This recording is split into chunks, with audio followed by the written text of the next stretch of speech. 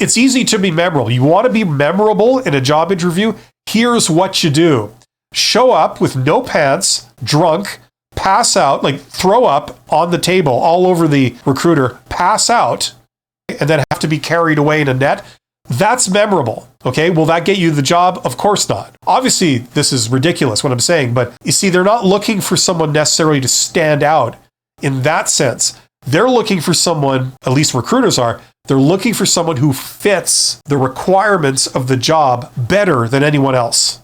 And then on top of that, if their little checklist of stuff is all like check, check, check, check, check, check, there's no red flags, meaning that they want the job, there's no risk factors in their background, they're passionate, they've got great communication skills, they're professional, they can answer all the questions properly. It's really not a lot of positives, it's a lot of lack of cons is what they're looking for. They're looking for red flags, and if they didn't find any, and you have all the requirements for the job and some of the nice to haves, that's what stands out to them.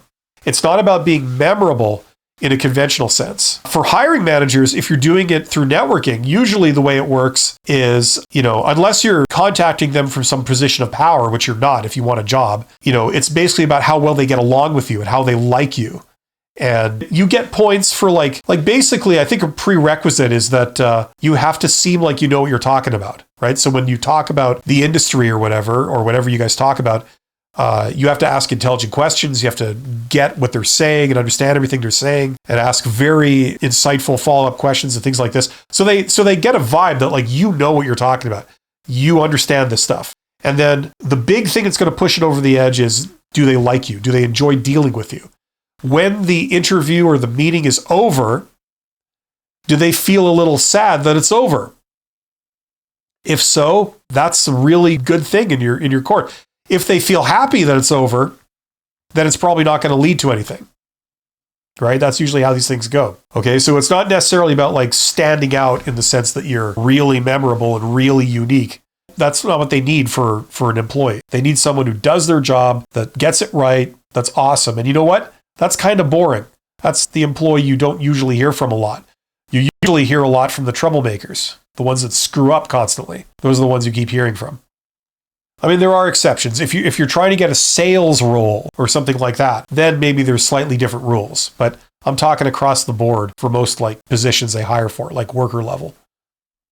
Listen, learn all you can about hiring, about how this stuff works.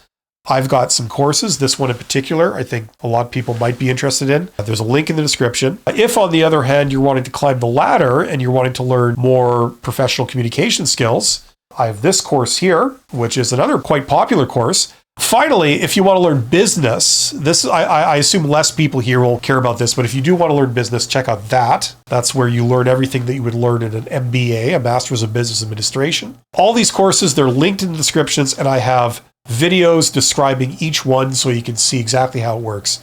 So check those out.